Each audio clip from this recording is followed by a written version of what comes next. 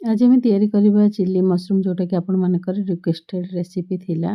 Video टिके लंबा हो जाए रेसिपी एक्सप्लेन करने को जाए प्रथम मुझे तैयारी कर सेजवान चटनी। सेजवान चटनी पे ये मु 2टा काश्मीरी लाल मिर्च नहीं 5टा पाखापाखि नॉर्मल लाल मिर्च नहीं सागर रसुण 5 कोला खंडे अदा अल्प टिके नहीं आउे टमाटो आड कर देछि आउ लंका और टमाटर रेसीओटा एमती रहे माने डबल टमाटर रहे तार अधा रहे लंका माने जदि आपण माने अधा केजी टमाटो नौछन्ती सेथिरे 250 ग्राम लंका रहे नॉर्मली स्ट्रीट फूड रे माने स्ट्रीट रे जोटा मिले किंतु मु टिके कम लंका यूज करछि ताठू। आउ एठी मु नै जाइछि कॉर्नफ्लोर 2 टेबल स्पून ता संगे चावल गुंड 2 टेबल स्पून कॉर्नफ्लोर और चावल रे रेशियोटा मु अधा अधा नैछि। आपण माने चाहिले सेटा को कम बेसी करि परिबे बा एथरे मैदा मिसै भी पारिबे किंतु मु मिसाएनी।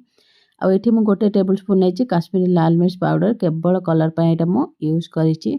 तापर एथिरे माने अल्प अल्प पानी दे गोटे सेमी फ्लो वाला माने बैटर बनेबे जेमते एटा माने पूरा मोटा हबनी बा पूरा पतला हबनी। एबे सेथिरे मशरूम को गोळेई मशरूम को मु छोटो साइज मशरूम को मझिरु 2 फाळे कर देछि तार पछ पट जोटा स्टेमटा रखिकी आउ बड़ साइज रो जोटा मशरूम ताको 4 फाळे करिछि। एबे ताको हमें मीडियम रु हाई फ्लेम रे छाणी नबा। जदि आपणकर मशरूमटा छिटकुची ताहले आपण माने एमताको ढांकी देई पारिबे। प्रथमरु आपण माने लूण जदि गोळेकी रखिदेबे तबे पानीटा बाहर जिवो सेई पानी रे आपण माने कॉर्नफ्लोर आउ चावलर पेस्ट दे देले तो सेटा आउ पानी बाहरिबनी पछरे किंतु जदि टाइम नै तबे एमती प्रोसेस को आपण माने फॉलो कर पारिबे। एबे मु सेथिरे रसुण पके देछि कंचा लंका पके देछि तापरे कैप्सिकम पके देछि कैप्सिकम टिके कुक हे गला परे प्याज पके देछि। एठी मोर कैप्सिकमटा टिके अधिका कुक हे जाछि आथु टिके कम कुक हबो। प्याज को हमें जस्ट 1 मिनिट पय कुक करबा आ सेजवान चटनीटा जोटा मु कुक करथिली सेटा ठंडा हैला परे ताकु मु पेसी नेइथिली।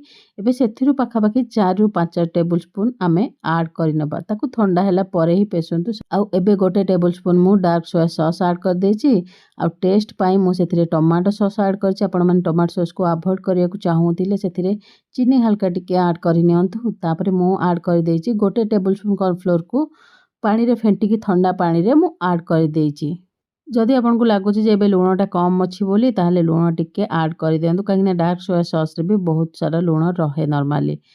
आउ एबे सेटा गोटे ठीक पेस्ट हे जीव टिके समय 2 मिनिट कुक कला परे तापरे आपण माने सीधा सेथिरे जोटा छाणी की रखिथिले पूर्व मशरूमटा ताकू ऐड कर नियंतु गैस टाको बंद कर दियंतु। तापरे शेष रे टिके गोलमरिच गुंड आउ धला राशि को ऐड करंतु।